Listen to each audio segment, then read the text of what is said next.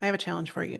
Take your total ad spend from last year and divide that number by the number of patients that actually walked through your door. Now, we're not going to count in this math equation leads or discovery calls or people that clicked on an advertisement, people that filled out a form on your website. It's actual patients that walked through the door. That number is the real number of conversion for what you invested in advertising, especially if most of your budget, which typically it's around 90% of your budget, is spent on advertising. If your agency, your marketing agency, is telling you that your ads are working, but your calendar still isn't full, or your practice growth is stagnant, chances are pretty high that you are spending too much to attain leads that are never coming through the door. On average, when people do this equation, they're finding they're spending between $800 and $2,000 per patient.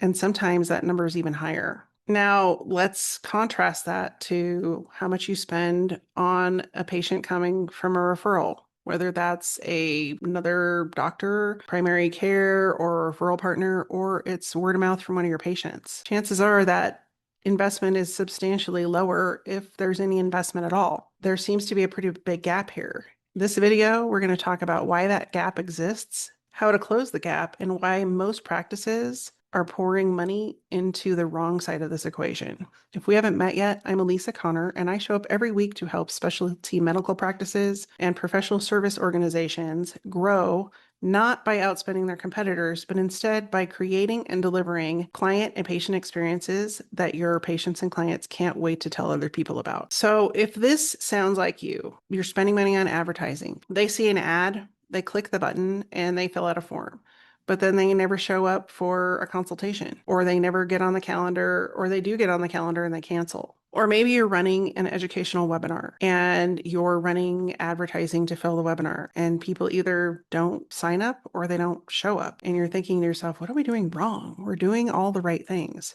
Or maybe you know exactly where people are coming from, and you're looking at the numbers and thinking, why are we spending so much on advertising when the cost to get these people in from advertising is horrendous? Or last but not least, you keep attracting people who just want free information and never become a patient.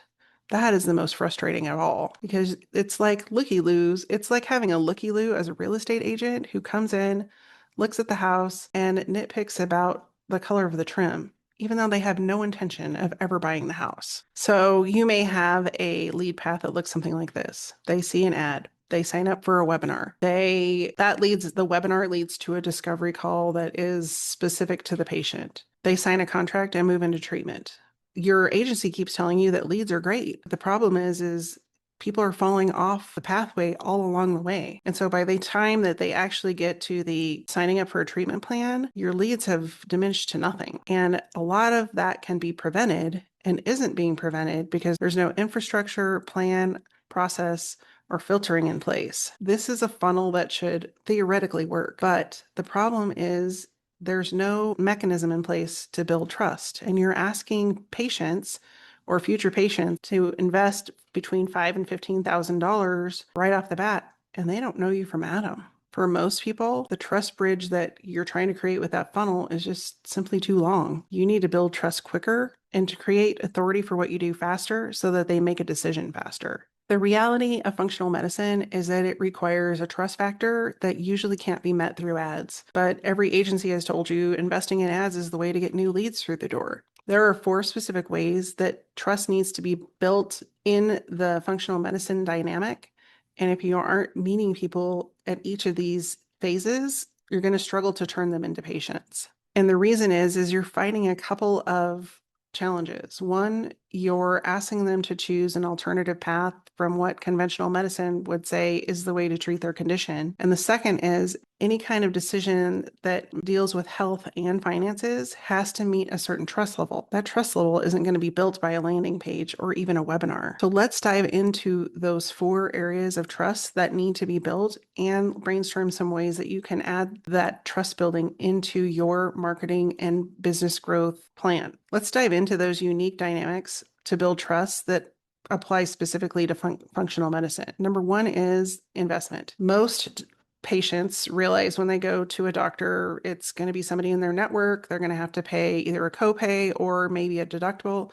And when it comes to functional medicine, they may be a little bit dumbfounded when they realize that it's out-of-pocket cost. Programs are typically between $5,000 and $15,000, and that's no joke to the average American. Before people are going to invest in that amount of money, there has to be a certain level of trust built. If you are trying to get people to move from, say, a webinar or a training into spending $5,000 to $15,000, you frankly haven't earned the right to their money yet. And that is the funnel. If that's the funnel you built, it's no wonder it's not working. The second trust factor I've already touched on a little bit, but it's you're asking them to go outside of the box when it comes to the treatment and healthcare. They're going against the wishes of their primary care physician and trying something different because, frankly, the things that their primary care physician has suggested just aren't working. But going outside the box takes a certain level of trust. And if you're trying to rush that trust building, it's never going to succeed. The third trust building area that you have to conquer is intangible outcomes. Like a lot of times with functional medicine, you can't really determine what the outcome is going to be. It's not like going to get ankle surgery and they can say 9 out of 10 cases, this will solve the problem. With functional medicine, the benefits that they would receive from working with your team and with you are often unmeasurable. Like, how do you measure whether or not somebody's cognitive abilities have improved? What does improvement even mean? And so you're trying to measure something that's very intangible, and it may make a difference in the overall patient's existence and life, but it's often hard for both a patient and for your team to describe exactly what that change means, which requires more trust because how do you sell something that you can't measure? That becomes really challenging, which requires more than just a quick funnel to fix the problem. It requires case studies from patients who have had success. It requires specific initiative on your end as a practice to publicize the results, even if they're general, that you're getting for your patients. Yet, if there's no focus or plan around how to do that, and it's really hard to share those patient stories and document those changes in a single ad or even a webinar. And the last piece of this puzzle, as we can put it, is sometimes working with a functional medicine practice is a long decision cycle. It takes a while to build trust, which means you can't necessarily predict when people are going to make the decision. You might have a bunch of leads that come in from a webinar, and if your typical marketing strategy is bring them in from a webinar and then get them to buy, that's not necessarily ever going to work because you're trying to attack a problem with a solution that was never built for what you do in your office. Whereas instead of expecting people to buy, from one webinar, you bring them into your world and continue to support them and offer them education and resources and information to build the relationship over time. You're going to have a much higher patient conversion rate than you would from just trying to sell them from a webinar. So if we're looking at this from the perspective of cold advertising, which is what most specialty medical practice budget in general is focused on. It's getting as many people through the door as you can and hoping that some of them buy. Instead, if you were to flip that on its head and do what you do and instead create a process that maybe brings people in and then warmly nurtures them over time, giving them the opportunity to meet their level of trust before investment, you're going to see a much higher increase of new patients coming into your office than you would from just a quick, let's do this and everybody sign up mentality. In fact, any kind of warm referral, so whether that's somebody comes into your circle and you connect with them in the community, or you're sending them your weekly newsletter, or a patient testimonial is put in front of them, any type of warm traction like that actually converts 3 to 5 times higher than any type of cold advertising. You're better off to spend the majority of your marketing budget on building trust and the relationship than you are bringing a bunch of cold leads through the door, because nobody wants to be sold to, especially when it comes to healthcare. They want to be treated like a human and not just another number in your organization. Unfortunately, most medical practices do the opposite. They spend 80% of their budget on bringing cold leads in and 20% on nurturing people that come through the door and can't figure out why people aren't signing up to be patients. But I'd like to give you an alternative. Instead of focusing your budget 80-20 on bringing new people through the door, I'd love to see what it would happen if you spent 20% of your budget bringing in cold leads and 80% of your budget on warming up and building the relationship and the trust with those leads. What you need is not a bigger funnel. What you need is to start connecting with future patients on the human level. And I have a 5-step system that helps you do that. You can do all of these, you can do some of these, but you at least want to do 1 or 2 of them. And the first is building a patient referral process and system. This is a system that you build out on purpose intentionally for your current patients, referral partners, and community to be able to refer people to you. This becomes a system, not a wish. And it also empowers people that refer you to want to do it again and again.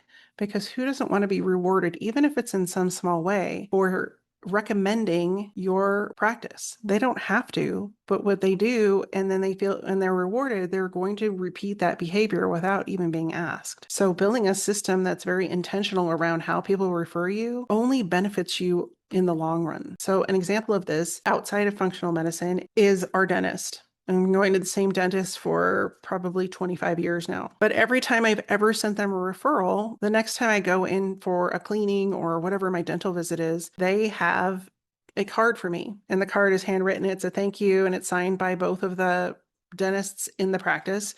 And along with it is usually some kind of gift card. And I mean, there's been a movie gift card, there's been restaurant gift cards, there's been Starbucks, whatever it is. But it's just one nice gesture. And because it's hand delivered and not sent through the mail, they could easily send it through the mail. But that hand delivery even made it more personable and made me want to refer more people. That simple act of, hey, thank you so much for sending somebody our way. And we value not only you, but the relationships you send in our direction. And we just want to say we're really grateful for you. Goes much further than just a billboard on the side of the road where you're hoping and praying somebody sends somebody your way. The other area to build out a specific process and infrastructure is in your PCP and other professional referral partners. A lot of times these are taken for granted. You go and meet with Dr. Smith and you have lunch, once a quarter or go play golf, and you just hope and pray that they send you referrals. But wouldn't it be more beneficial to reach out to them in a very intentional and specific way to build the relationship on a more consistent timeline, not just whenever you have time or somebody in the office has time? What's the likelihood that they're going to remember you versus your competitor if you're the one that consistently shows up every other week on a Tuesday in some beneficial way that not only helps them, but keeps you top of mind when they're getting ready to refer people? The third area is your reviews and creating social proof for your practice. Now, a lot of times people will get in these modes of everybody has to leave a review, and then things kind of go by the wayside.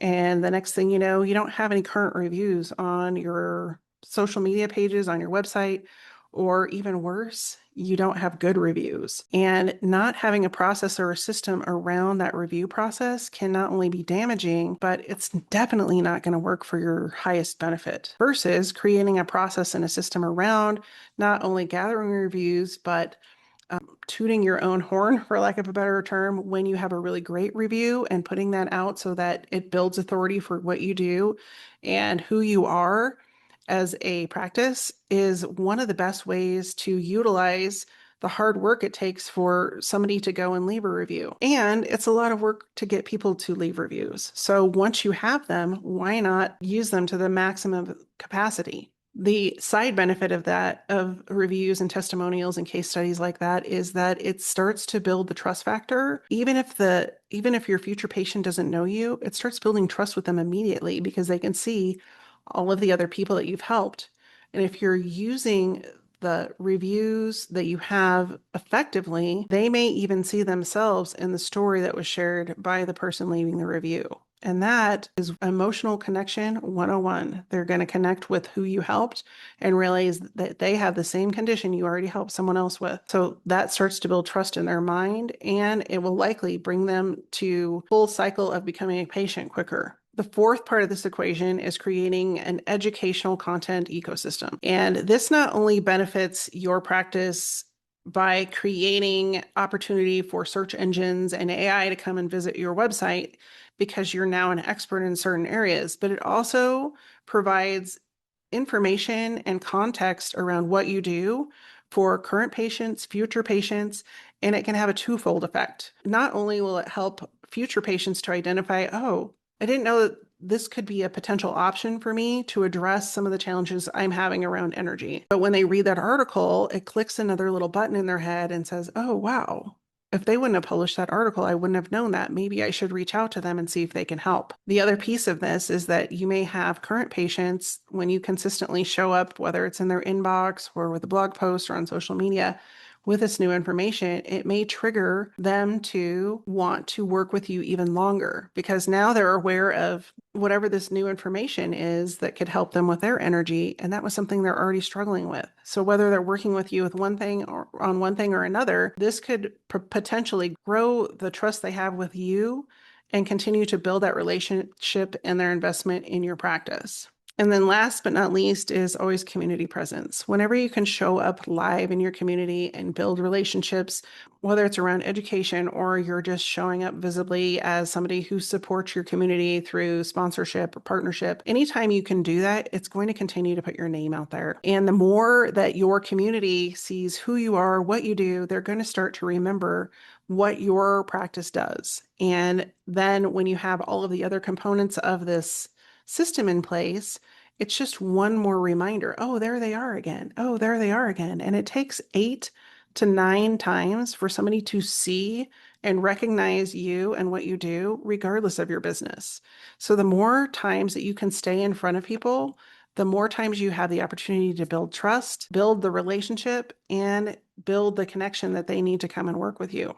I'm not saying that ads and funnels don't have a place, but a lot of times what you'll find with marketing agencies specifically is they have a one size fits all mentality when it comes to marketing. And when it comes to functional medicine, you have to flip that mentality on its head if you want to have traction and results. And most agencies aren't going to do that because it takes more time, it takes thinking outside the box, and it's costing them money to do all of those things. Whereas if you build a warm demand system, you get to control the narrative, you get to control the spending, and most of all, you can then start to see where your new patients are actually coming from and invest more heavily in the tactics that are bringing people through the door. Now, if you tune into these episodes, you know every week I give you an action plan. This week is no different.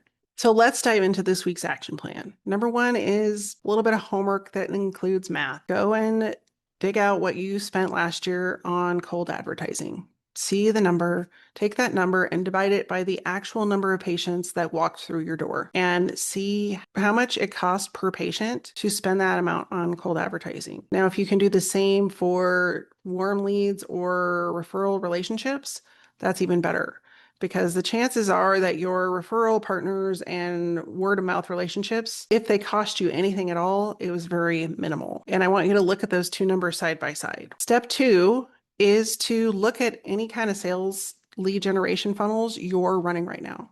So if you are running a webinar or an ad that leads to a webinar, an ad that leads to a form, I want you to look at those and see where you're losing people along the way. And you should be able to map out that funnel in under 5 steps. They come here, they see a Facebook ad, they come here, and then they do this. If you can't do that, then your marketing agency has some explaining to do. And that would be part 2A or 2B of this homework, is to have them map it out and tell you exactly how many people enter each stage. So if they're saying that your lead generation is excellent because you have 500 people a day that see your ad, but then no one is signing up for the next step, whether that's an appointment or a webinar or whatever that is, then you know whatever they're doing isn't working. It might be getting in front of people, but it's not moving people forward. And then the third step of this action plan is to choose one of the warm demand tactics that I mentioned in this episode and implement it over the next 90 days. So whether that's and I'm going to go through those again with you really quick so that you don't have to re-listen to the episode.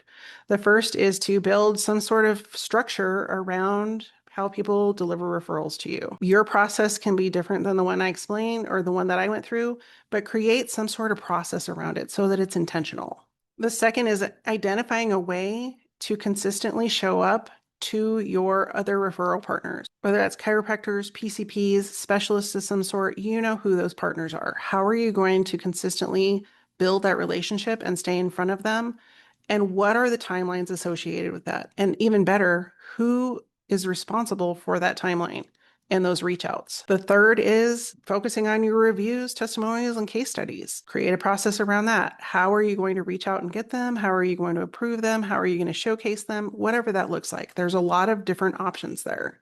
The fourth is maybe creating some specific content and figuring out what the biggest challenges are for your patients and delivering some sort of expertise, knowledge, or insights into how your practice can help them resolve those challenges and how you've done it before. And last but not least is how are you going to show up better in your community? You don't have to do all of these.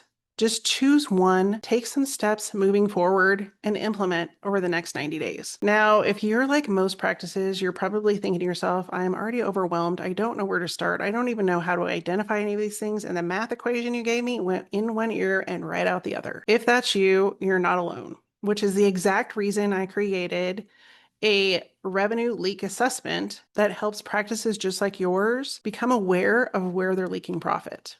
If you're interested in that quick 15-minute assessment, there is a link below this video and you can sign up and we will sit down for 15 minutes. You're going to get 3 takeaways that are specific to your practice and a process for you to go and implement. If that's of interest to you, click the link below, get on my calendar, and we will talk soon. The best patient for your practice is one that already trusts you, trusts that you can help them solve their problem, and trust that you will have their back. And that trust can be built the hard way, or it can be built the easy way. I want to ensure that you're going with the easy button so that you can focus on the things you're best at, which is helping people feel and heal better. Thanks so much for tuning in today. If you found value in this episode, I would love for you to share it with a friend because chances are they'll find value in it too.